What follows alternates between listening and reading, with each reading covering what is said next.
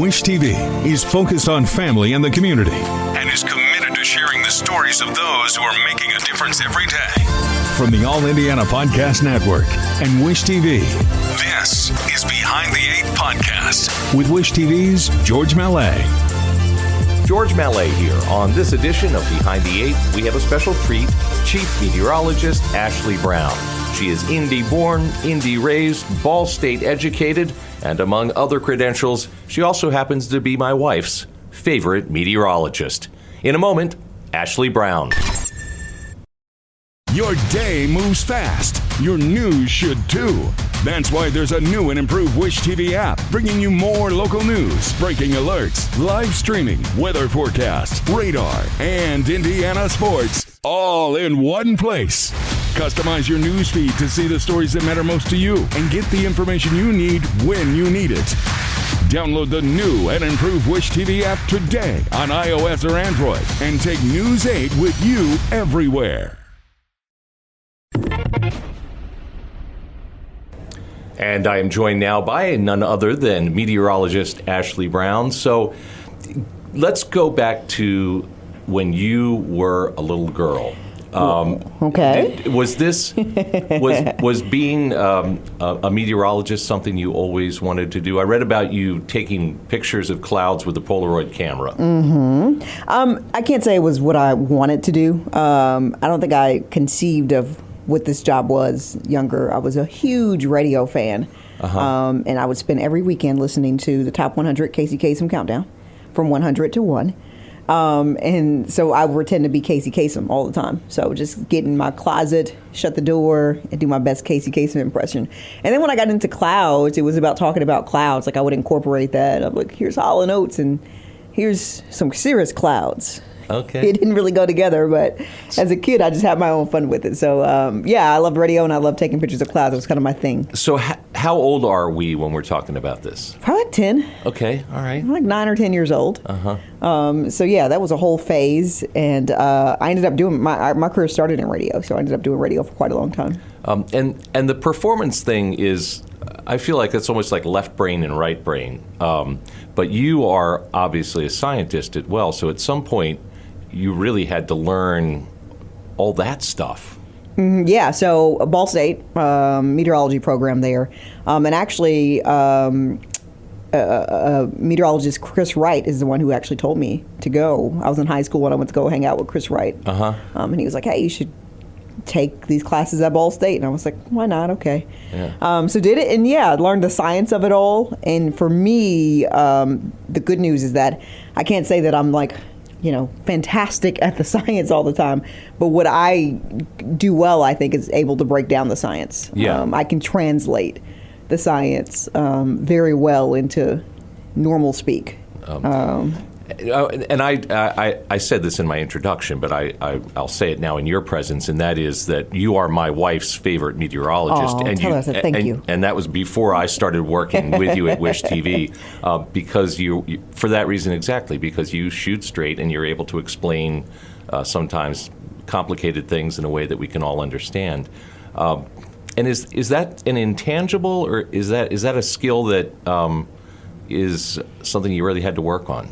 I think that's a skill I learned in radio. Learned it in radio, and then really got better at it as my first job was in California. As you know, Southern California, There isn't a lot of weather. So being able to have a conversation about a sunny day for 3.5 minutes really helped me to be able to break things down. Because you get into things like Virga and, rain in the upper layers of the atmosphere and what that really means for people out there in the desert. So being able to explain 3.5 minutes of sunny skies really helps you to be able to, be conversational. Because I can't really, science-y only takes a few minutes. Yeah.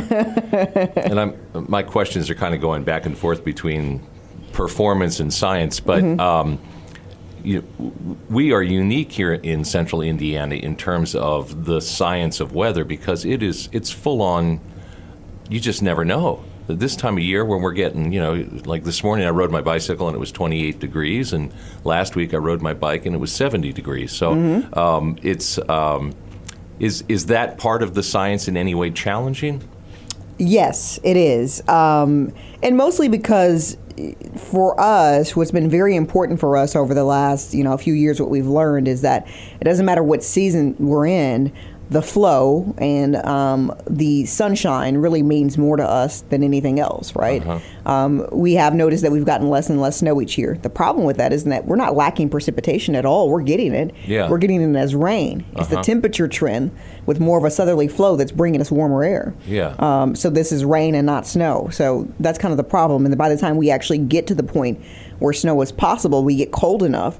We have times like now to where, it's cold and we'll get snow, but we bounce back in the afternoon. So how well can snow do when you're at 28 in the morning and then the afternoon you're at 45? Well, Right. It's not going to stick. Yeah.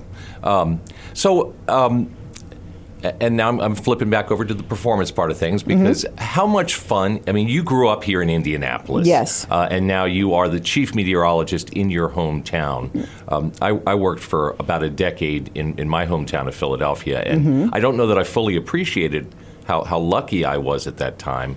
Are you having a blast being here in your town doing your thing? I am. It's good to be home. It's always good to be home. I came home the first time to do mornings at a competitor station down the street, and then that situation for me was a little less weather than I wanted to do. Kind of wanted to get into more weather, so I went away for a while and then came back as this chief job. And what I love about it most is that no day is different. Every day is different, right? Right. Every day is completely different. Because I am chief now, there's other stuff, other responsibilities, but the weather part of it. It still calms me. So I've always been the kind of person to where no matter what stress is going on in my life, once I get pencil to paper and I'm forecasting, there's nothing else that matters. I can put on headphones and just zone out and just forecast and kind of just look at the numbers, look at the trends, look at the models and just kind of break that down. And that's usually like the best, these days, 45 minutes of my day because it's just kind of calming. And relaxing. And I love that about forecasting. You can think about nothing else when you're forecasting. There's nothing that can pop into your head. You have to figure out these numbers, and that's the problem at hand.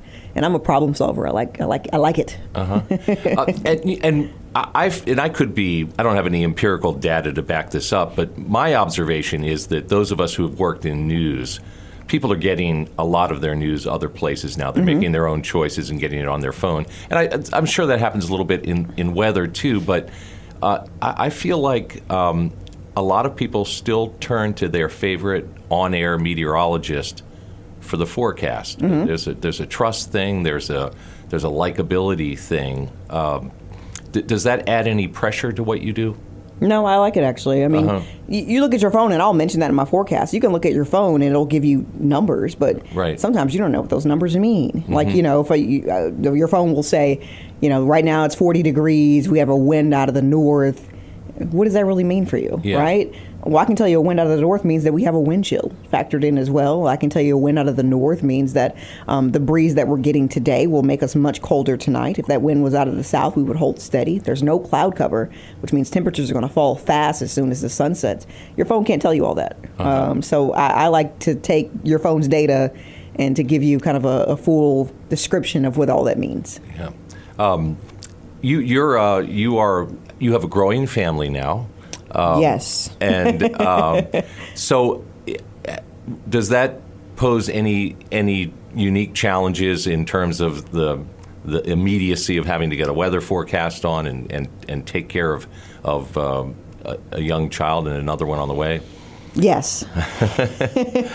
Yes, it is more. Well, in my early career days, I was the first one at the station when severe weather struck, right? Now I have a team. I depend on the team, and I depend on someone to be here when it might take me 15, 20 minutes to get here in a storm, to where it used to be it took me 5. Yeah. It takes me a little longer to get here, but at the same time, I like multitasking, so I like the challenge of it. There'll be times when you'll see my kid running around here. And so you just multitask. You just learn to multitask and kind of just to put this aside and do this and then put that aside and do that. So, when I got here about 4.5, 5 years ago, I was not engaged. I had a boyfriend, and I was a single gal mostly, and just kind of hang it out. And in the last 5 years, I am married on my second children, so a lot has changed. Yeah.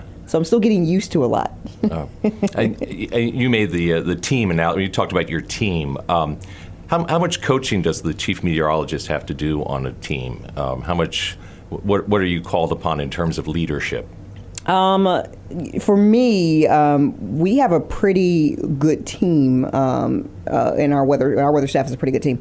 But for me, it's making schedules. It's, giving people the time off that they need. It's, approving their requests and approving their timesheets. And it's making sure, like, for instance, right now we have maternity leave for both meteorologist Tara Hastings and I. Well, I had to find people to fill in for that, and I had to, get those schedules together and things like that. But I don't mind it. It's just kind of another layer of the job.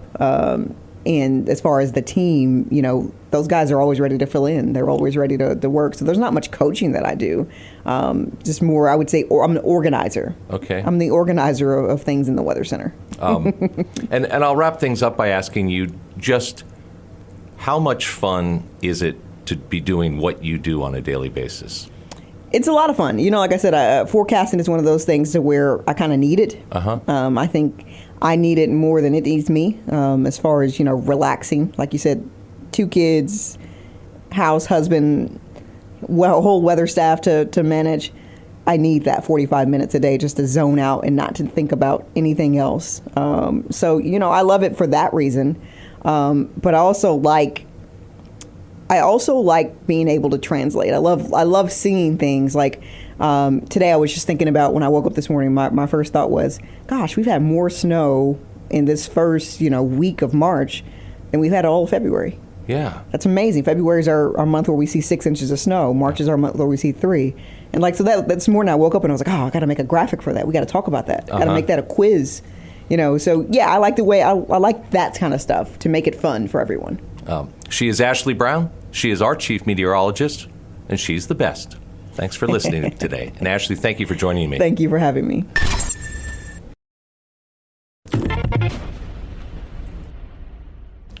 My thanks to Chief Meteorologist Ashley Brown for joining me for this edition of Behind the 8. This is George Mallet. Be sure to subscribe to this and all of the available podcasts on the All Indiana Podcast Network.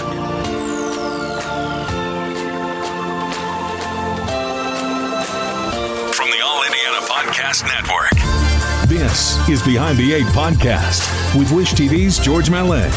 Be sure to like, follow, and subscribe to this podcast wherever you get your podcasts. And connect for even more on Facebook and at WISH-TV.com.